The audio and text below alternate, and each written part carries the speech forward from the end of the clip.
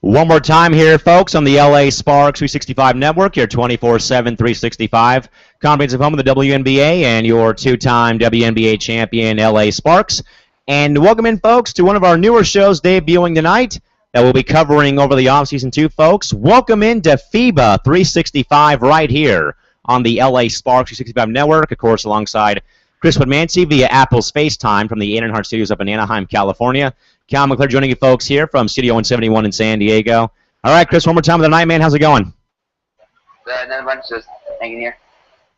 Now, folks, again, if you know very well, folks, and that the WNBA 2014 regular season was very much compacted and shortened into basically 3 months of the year, this year at least, because of the FIBA World Cup of Basketball tournament, basically a tune-up for the Olympic Games happening this year over in Istanbul, Turkey. And Chris, today, probably one of the greatest women's basketball coaches of all time, Chris, UConn's very own Gino Auriemma, Chris, announced the training camp roster as some teams have begun their off seasons, like LA has already after last night's loss, Chris. So we already have the roster of invitees into the Team USA women's basketball roster.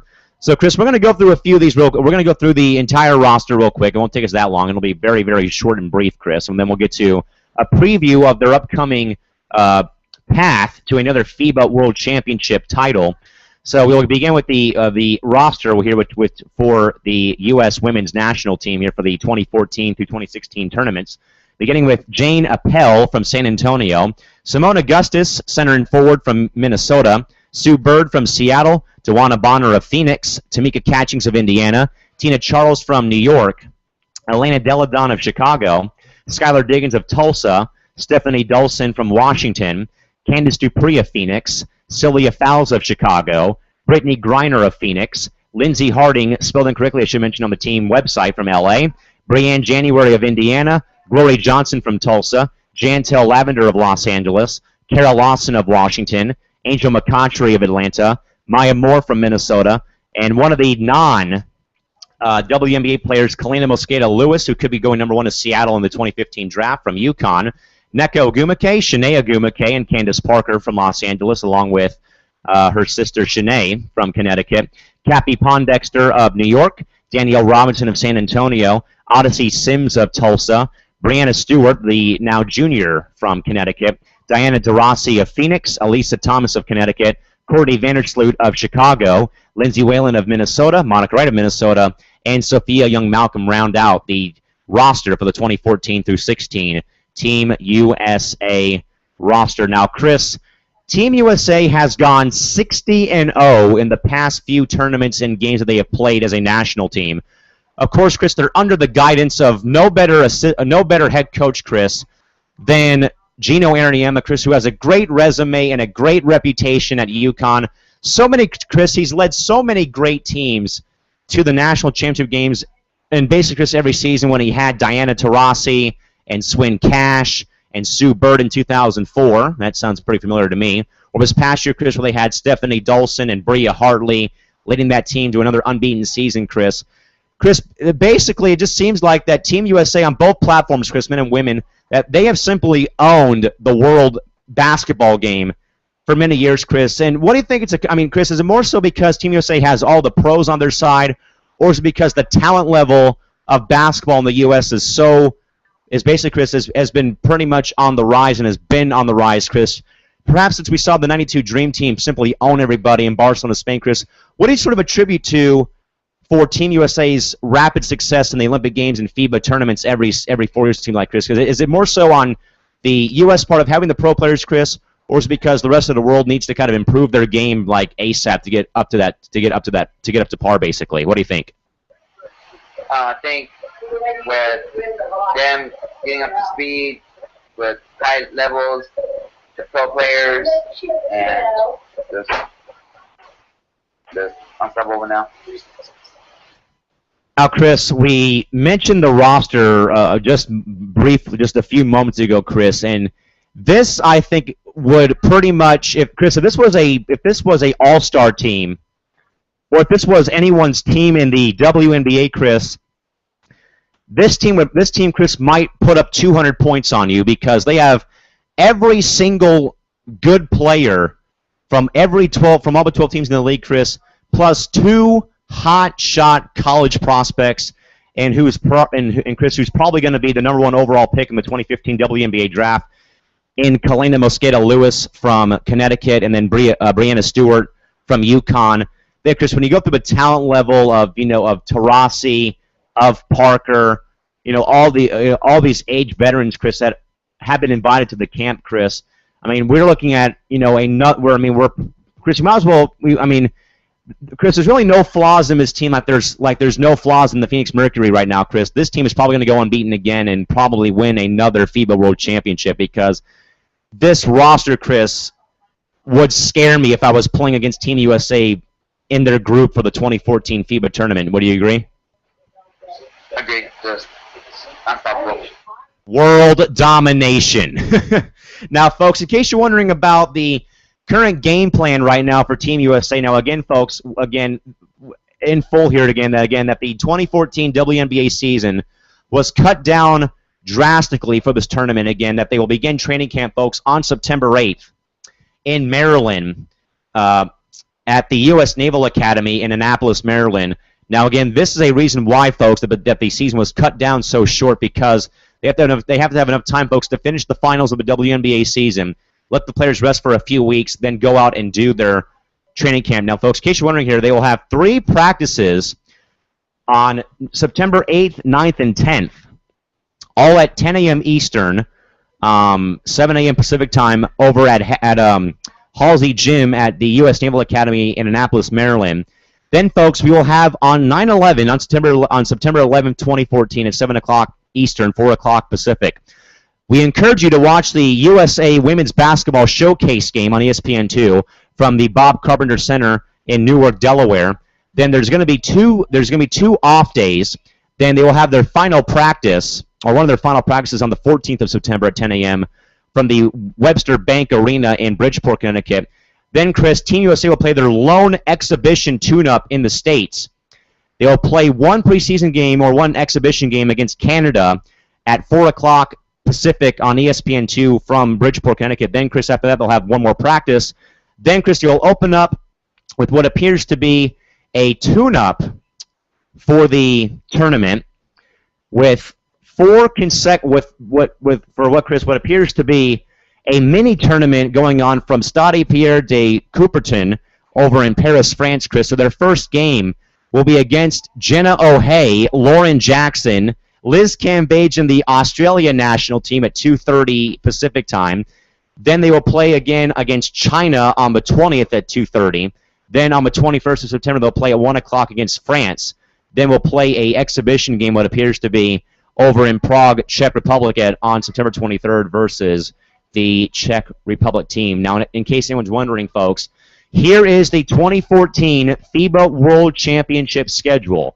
Team USA finds himself, Chris, in Group D this year, facing Angola, China, and Serbia, then Team USA. Now, their first game will be played at 9:30 p.m. Eastern, 6:30 out here on the West Coast, against China on September 27th. September 28th, they'll play at 6:30 p.m. again versus Serbia.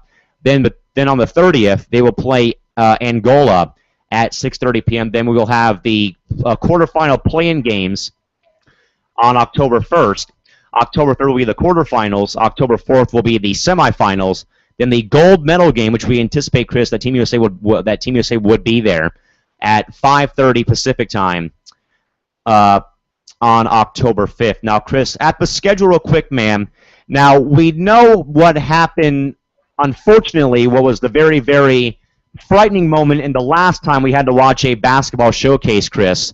We had Paul George's injury that basically made everyone puke, turn off the television, and stay off social media, Chris. Any sort of thoughts, though, that this game might be played under a stricter sort of ruling here about going back on defense, and of course, Chris, with the play down low near the basket in wake of Paul George's frightening injury? What do you think happens in the showcase game on ESPN2 in Delaware? Probably just stressful defense and stuff like that. Chris, in my view, you might as well play that showcase game, Chris, like the damn stupid NBA All-Star game, Chris, because there's no defense played in that game. You might as well, Chris, take every precaution you can. And, Chris, what you got to do is you got to go out on the court, and you got to make sure that those stanchions, Chris, are at WNBA regulation length. You know, not how it was in Vegas when we had the snafu with Paul George. And, Chris, why not just, just simply say, look, ladies, don't play any defense. Don't try to go for any block shots below the rim, and try to not exert so much energy playing defense. I mean, Chris, you might as well play this game, as I said, Chris, like the NBA All-Star game, Chris, because there's no defense played there, Chris, and you don't want to play any defense, especially, Chris, in wake of what we saw with Paul George. Chris, what do you think? What do you think that Gino Ariema and the staff of Team USA, plus the arena crew, Chris, will do to make sure this game goes off without a hitch, and there's no more permanent injuries to superstar players on this U.S. team? Probably just, like you just said, probably just play like a NBA All-Star game, just no defense and like that.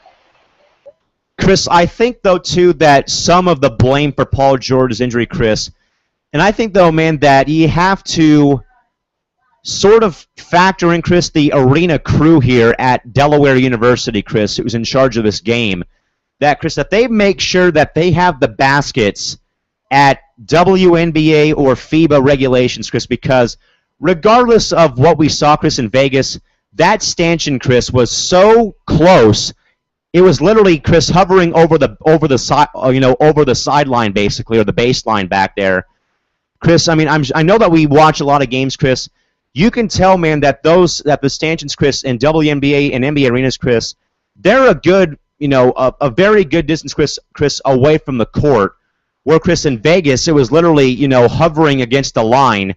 So, Chris, are you more so? I mean, Chris, in your view, are you a bit putting some pressure on the arena staff to make sure that they have everything in tip-top shape and that they do measure out those stanchions? In way, Chris, what we saw, Chris, because it seems like after that injury, Chris, to Paul George, more and more superstars have left the men's team because of that injury, Chris. So do you think, though, that they have to have precautionary reasons in place for this game on September 11th in Delaware? Yeah, I think there will probably be some puzzling, and so no one doesn't get hurt. Chris, if in fact something does go wrong here with an injury here, would it surprise you, man, if just like the guys' team that superstars would leave the leave the FIBA team, Chris, in wake of seeing another catastrophic injury to one of their teammates? Yeah, I think someone will leave. Now, Chris, we know about Kevin Durant taking time off or leaving the team because of general fatigue and soreness, Chris. And Chris, in my view, I believe that, because, Chris, we know that we're going to be having Sparkling Overseas debuting during the EuroLeague and Russian Cup League over the offseason to keep everyone in the loop here. And, Chris, this is kind of going off base a bit, but it's still in the international basketball spectrum here. I brought this up, Chris, with Shorty and Crystal a few nights ago about Candace Parker, Chris. Now, Chris, knowing that Candace has had an injury that we know, which was her knee problem, but, Chris, we know that she's probably had other injuries like her fingers, her wrist, and her hip possibly. Would you advise Candace to play in this tournament? Yes. But, Chris, in my view, I think it's time that Candace takes a break and takes a year off from playing over in Russia, Chris, because playing year-round, man, and I can speak volumes with this, Chris, playing baseball year-round, Chris, this does a number of damage to your body, Chris, where basically you're in constant motion 7 days a week, man, and honestly, Chris, Chris, to be honest, Chris, that was a decision. My decision, Chris, to play year-round, Chris. That is a decision, Chris, that I wholeheartedly regret doing now because I have had many problems, Chris, towards the end of my baseball career, Chris, involving ankle problems, knee problems, growing problems, back problems, arm problems, Chris. Chris, it's all from the wear and tear of playing every single day of the week, basically, Chris. And I was brought up that way from age 5 where I was playing baseball day in and day out, then I would play basketball, then go play hockey or something else, Chris. What do you think, though, is the right choice here, Chris, for players, not for Chris, not just players like Candace Parker, Chris, but all the players, Chris, that go play overseas? Is this a year where you would say, you know what, guys, take your international season off and just get rested? Because, Chris, unfortunately, man, this will be a decision that all those ladies, Chris, unfortunately regret in the future. I know they're getting paid more money, Chris, but you got to think long term about your future WNBA career and even post your career, Chris, about possible problems you'll have after your career, Chris. What do you think is the right move here for these ladies that will play in this tournament? Then, of course, Chris, be on their merry way over to Russia or over to Europe. What do you think is the right move here? I think just take a year off from overseas. Just take a year off.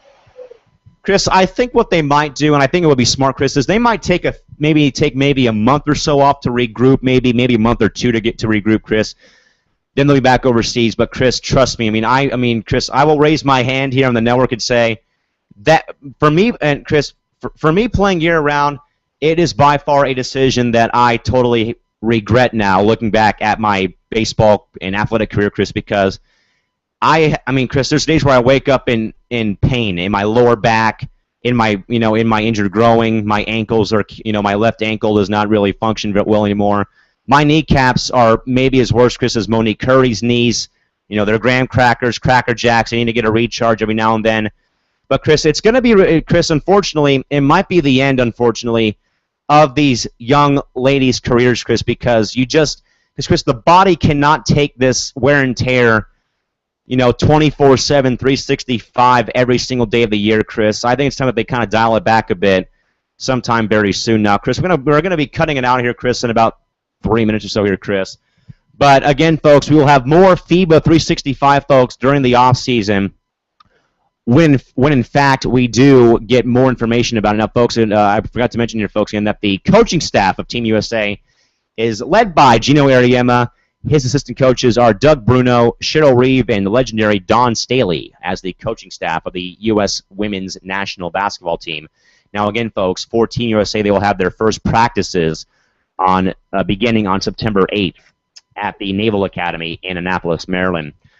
So, Chris, we got to debut one of our new shows here tonight with FIBA 365. And again, Chris, we'll be bringing people exclusive coverage, folks, at all hours of the night, basically, Chris, at this time of the night or even at 2 o'clock in the morning, Chris, about the tournament. So, Chris, are you excited for the FIBA tournament, or for the FIBA tournament to get started here, man, and to Chris, hopefully, and probably see good old USA hoisting a gold medal again after the tournament is all said and done? Yeah, I'm just already excited about this, and that's why I just already downloaded the USA basketball app on my phone. Well, there you have it, folks. So you'll be getting. So again, folks, we will have plenty of coverage, folks, here on the USA women's basketball team and their journey towards another gold medal. But with that, folks, we have come to the conclusion here tonight of the Sparks 365 Nordic, folks, for the night. We, of course, will thank everyone here for joining us tonight as well. And Chris, hopefully, sometime soon we can get all these shenanigans done and fixed with these Google Hangouts, man.